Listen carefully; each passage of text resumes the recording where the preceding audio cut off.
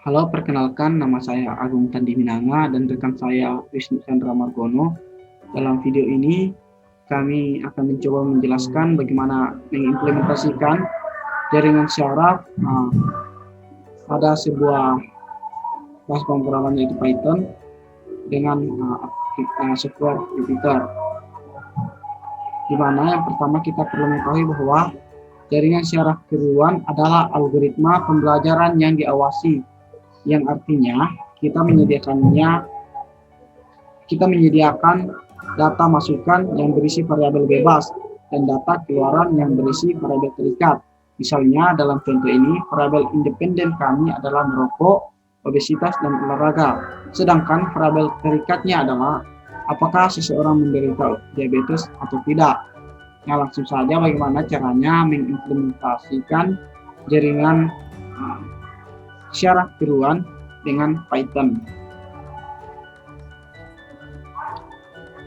Pertama, kita membuat subtitle dan label yang sesuai. Kemudian kita jalankan script seperti yang terlihat pada monitor. Di sini kita menggunakan library NumPy.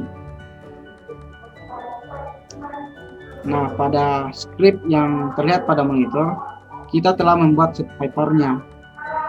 Dan juga kami membuat satu label set yang berisi label yang sesuai untuk setiap record di subtitle. Label tersebut adalah jawaban yang akan coba kita prediksi dengan jaringan syaraf. Langkah selanjutnya adalah menentukan parameter hyper untuk jaringan syaraf dengan menjalankan script yang terlihat pada monitor dengan menggunakan library NumPy. Pada script tersebut, kita menggunakan random set yang berfungsi agar bisa mendapatkan nilai acak yang sama setiap kali script dijalankan. Pada langkah berikutnya, kita menginisialisasi bobot dengan angka acak yang terdistribusi normal karena memiliki 3 fitur dalam input dan memiliki vektor 3 bobot. Kemudian menginisialisasi nilai bias dengan nomor acak. Dan yang terakhir, menetapkan kecepatan pembacaan menjadi 0,05. Mendefinisikan fungsi aktivasi dan turunannya. Fungsi aktivasi adalah fungsi sigmoid yang telah dibahas sebelumnya.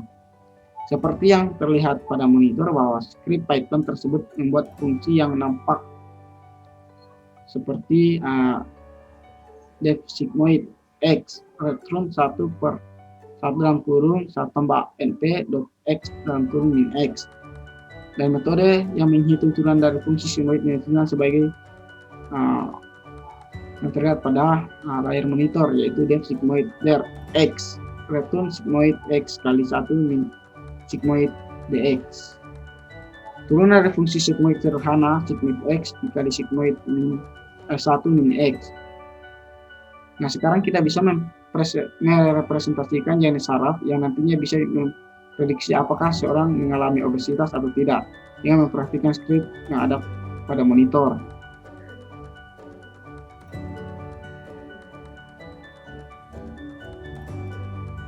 Pada langkah pertama adalah menentukan jumlah epoch. Epoch pada dasarnya adalah berapa kali kita ingin melatih algoritma pada data. Dalam hal ini akan melatih algoritma sampai 20.000 kali. Dan kita telah menguji nomor ini dan menemukan bahwa kesalahan cukup banyak minimalkan setelah 20.000 percobaan. Selain itu, kita dapat mencoba dengan nomor lain untuk meminimalisir kesalahan. Nah, selanjutnya kita menyimpan nilai dari future set ke input variabel, kemudian menjalankan baris yang terlihat pada monitor, yaitu xw sama dengan np dot titik dot dan kurung future set, weight tambah bias. Dalam langkah ini kita melakukan perkalian titik dari input dan vektor bobot dan menambahkan biasnya yang merupakan langkah 1 feed forward. Pada baris berikut yang terlihat pada monitor seperti z sama dengan sigmoid xw, hal ini diabaikan karena produk titik melalui fungsi aktivasi sigmoid yang sudah dijelaskan pada langkah sebelumnya pada bagian penulisan umpan untuk melengkapi algoritma tersebut. Sekarang adalah untuk memulai propagasi mundur, di mana variabel Z berisi keluaran yang diprediksi. Langkah pertama dari propagasi mundur adalah menemukan kesalahan. Hal ini dilakukan pada baris yang terdapat parameter, yaitu error sama dengan Z dikurang laut. Kemudian kita menampilkan kesalahan di layar. Selanjutnya kita menjalankan langkah 2 dari propagasi mundur yang merupakan inti dari kode ini. Seperti yang kita ketahui bahwa fungsi nilainya adalah MSE sama dengan 1 per N jigma N sama dengan 1 sama dengan 0 sampai 1 dikali dalam kurung press-state kurang head served pangkat 2. Dan juga kita perlu membedakan fungsi tersebut dengan masing-masing bobot dengan menggunakan aturan rantai diferensial. Untuk tujuan tersebut, misalkan D-cos adalah turunan dari fungsi nilai yang sehubungan dengan bobot W. Kita dapat menggunakan aturan rantai untuk mencari turunan ini, seperti yang ditunjukkan pada pembahasan sebelumnya, yaitu di mana D underscore C height per dw sama dengan D underscore C height underscore per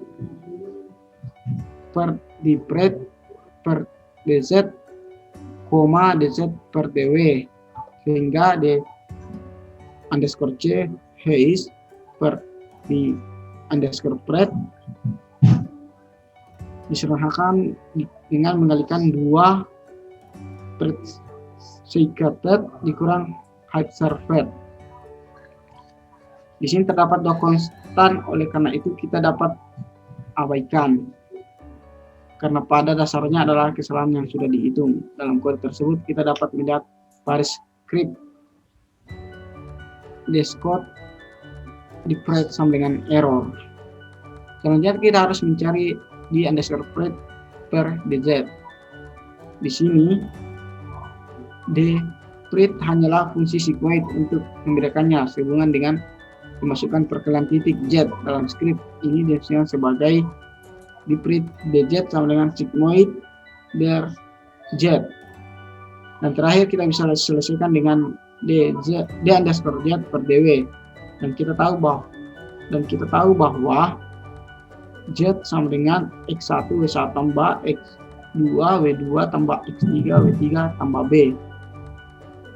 Oleh karena itu, turunan yang terkait dengan bobot apapun hanyalah input yang sesuai. Oleh karena itu, turunan akhir dari fungsi nilai berhubungan dengan bobot apapun seperti baris script berikut, yaitu slope sama dengan input X dcos dpred X dpred dz dengan memperhatikan 3 baris berikut, yaitu z delta sama dengan dcos dpred dikali dpred dz dengan input sama dengan filter set.t, weight sama dengan ir kali np titik dot dalam kurung input, z delta.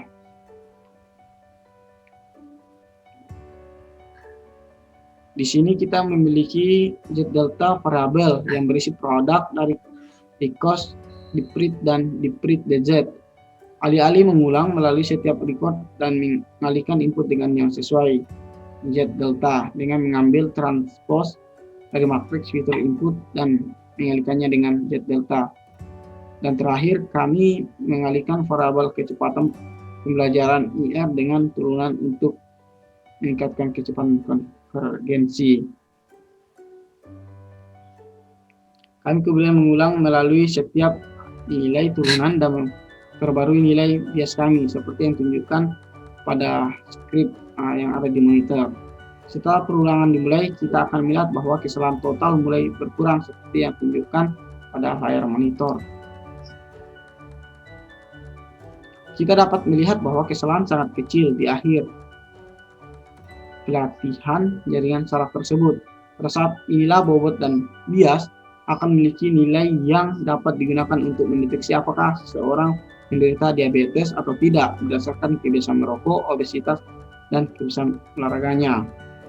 Nah, selanjutnya untuk mencoba atau mensimulasikannya, saya serahkan pada rekan saya Wisnu Chandra Margono. Baik, terima kasih untuk waktunya. Di sini saya akan menjelaskan tentang pengujian hasil atau uji coba. Terdapat skrip sebagai berikut. Kita berikan inputan yang pertama yaitu 111. Maksud dari 11 di sini adalah yang pertama adalah bahwa pasien yang datang dia adalah seorang perokok. Kemudian yang kedua dia adalah obesitas, kemudian dia juga pekerja. Dan ketika kita jalankan aturan didapatkan hasil 0,9939108. Hasil tersebut menunjukkan bahwa mendekati angka 1 dan dinyatakan bahwa pasien tersebut dapat terjangkit penyakit diabetes. Kemudian yang kedua, kita ambil contoh dengan kita masukkan inputan 000 yang artinya bahwa pasien tersebut tidak merokok, kemudian tidak obesitas, dan tidak berolahraga. Dan di sini setelah kita run, kita dapatkan hasil yaitu 0,01139659. Hasil tersebut tidak mendekati 1 tetapi mendekati 0 yang artinya pasien tersebut tidak mengalami diabetes. Kemudian pada contoh yang berikutnya kita ambil contoh yaitu masukkan 110 yang artinya pasien tersebut merokok, pasien tersebut obesitas, pasien tersebut tidak berolahraga. Kemudian kita dapatkan hasil setelah di-run yaitu 0,9973661.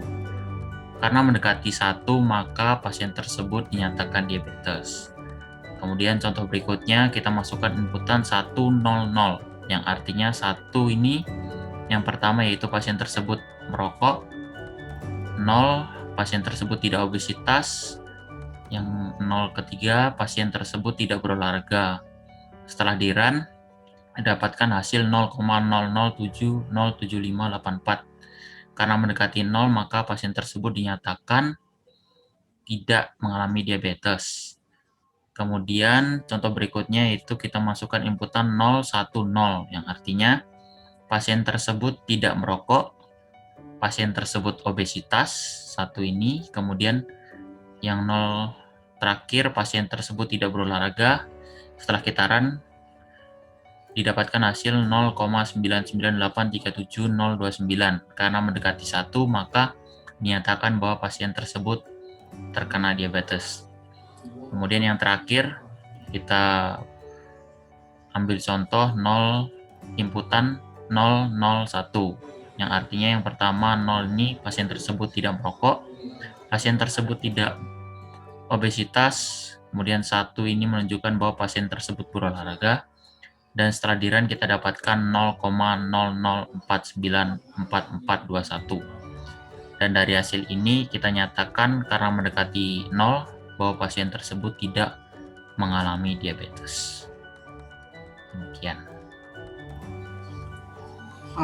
Mungkin itu saja yang dapat kami sampaikan dalam video ini. Sebelumnya kami ucapkan terima kasih telah menonton. Sampai jumpa di video-video berikutnya.